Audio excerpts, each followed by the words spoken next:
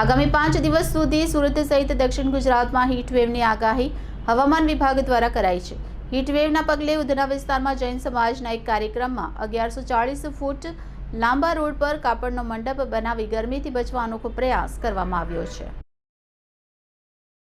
સુરત સહિત દક્ષિણ ગુજરાતમાં આગામી 5 દિવસ દરમિયાન હીટવેવની આગાહી હવામાન વિભાગ દ્વારા કરવામાં આવી છે। હીટવેવની આગાહીના પગલે તંત્ર પણ એલર્ટ મોડ પર આવ્યું છે। તંત્ર દ્વારા લોકોને સાવચેતી રાખવા અપીલ કરવામાં આવી છે। હીટવેવની આગાહીને પગલે લોકો પણ સચેત થઈ ગયા છે। ત્યાં ઉધના વિસ્તારમાં જૈન સમાજના કાર્યક્રમ સ્થળે વિશાળ મંડપો તૈયાર કરાયો છે। કાર્યક્રમ સ્થળે મોટી સંખ્યામાં લોકો આવે તેવી સંભાવનાને લઈ વ્યવસ્થા કરવામાં આવી છે। તડકામાં લોકોએ શેકાવું ન પડે તે માટેની વ્યવસ્થા કરાઈ છે। હીટવેવથી લોકોને બચાવવાનો પ્રયાસ કરવામાં આવ્યો છે। ઉધના વિસ્તારમાં 4 દિવસ જૈન સમાજ દ્વારા કાર્યક્રમનું આયોજન કરવામાં આવ્યું છે।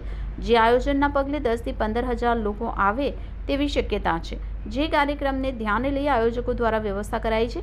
ઉધના સ્થિત તેરાપંથ ભવન ખાતે કાર્યક્રમનું આયોજન કરવામાં આવ્યું છે।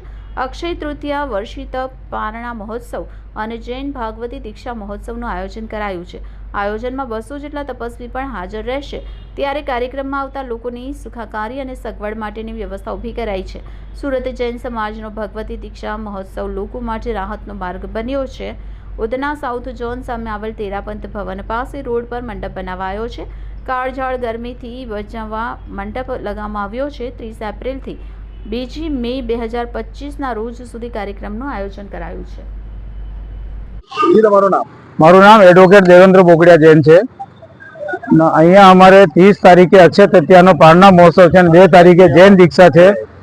એના લીધે અમારા સમન સંઘના સ્થાનકવાસી જૈન સંપ્રદાયના આચાર્ય શિવ મુનિજી મહારાજ સાહેબ 70 સાધુ સાધ્વીઓ જોડે અહીંયા પધારવાના છે 23 તારીખે। એના માટેનું આખું આયોજન કરેલું છે અને આ આયોજનમાં અમે લોકો અડધા કિલોમીટર સુધી ઉપર ટેન્ટથી છાયા કરેલી છે, કેમ કે સરકારે હીટવેવની આગાહી કરી છે। આ હીટવેવ જે બહારથી આવેલા જે દર્શન કરવા આવે છે એમને આ હીટવેવનો પ્રભાવ નહીં પડે એ લોકોને તડકાના બચાવ માટે અડધા કિલોમીટર સુધી ઉપર ટેન્ટ બાંધેલું છે।